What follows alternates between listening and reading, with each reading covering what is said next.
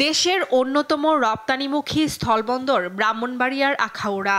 এ বন্দর দিয়ে ভারতের সেভেন সিস্টার খ্যাত ৭টি অঙ্গরাজ্যে প্রতিদিন হিমায়িত মাছ, শুটকি, ভোজ্য তেল, তুলা বর্জ্য, প্লাস্টিক পণ্য, পিভিসি সামগ্রী, প্রক্রিয়াজাত খাবারসহ ১২ ধরনের পণ্য রপ্তানি হয়। তবে সম্প্রতি ভারত সরকার ৬টি পণ্য আমদানিতে নিষেধাজ্ঞা দেয়ায় নতুন করে সংকটে পড়েছে এ বন্দরের রপ্তানি বাণিজ্য। নিষেধাজ্ঞা থাকায় এ বন্দর দিয়ে রপ্তানি হওয়া তুলার বর্জ্য, প্রক্রিয়াজাত খাবার, প্লাস্টিক পণ্য সহ পিভিসি পাইপ বন্দরে আসেনি। তবে দ্বিতীয় দিনে ৪৪ টন হিমায়িত মাছ, ১৩৫ টন ভোজ্য তেল ও ১৯ টন পাটের রশি ভারতে রপ্তানি করা হয়।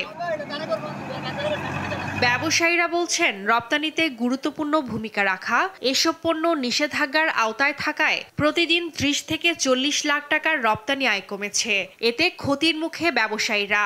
আমাদের তো আসলে আর কোনো কিছু করার ব্যবস্থা নেই, যেহেতু বন্ধ করে দিয়েছে, সেহেতু আমরা তো জোর করে ওই ব্যবসা বাণিজ্য চালিয়ে যেতে পারবো না। আমরা প্রতিদিন ৩০ থেকে ৪০ লক্ষ টাকা রপ্তানি করতাম, কিন্তু বর্তমানে আমরা এখন সেটা থেকে অনেকটা বঞ্চিত হয়ে গেছি। যেগুলা বিধি নিষেধের আওতায় পড়ছে, আমাদের এই পোর্ট দিয়া এই পণ্যগুলোই বেশি দায়িত্ব। দ্রুত সময়ের মধ্যে দুই দেশের কূটনৈতিক পর্যায়ে এটা আলোচনা করে আমাদের এই রপ্তানিটাকে সচল করা।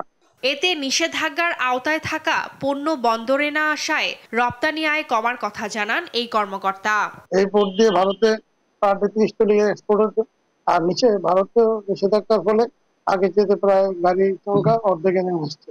২০২৪-২৫ অর্থবছরে আখাউড়া স্থলবন্দর দিয়ে রপ্তানি আয় বেড়ে দাঁড়িয়েছিল ৪৫৩ কোটি টাকায়। নিউজ ডেস্ক, দেশ টিভি।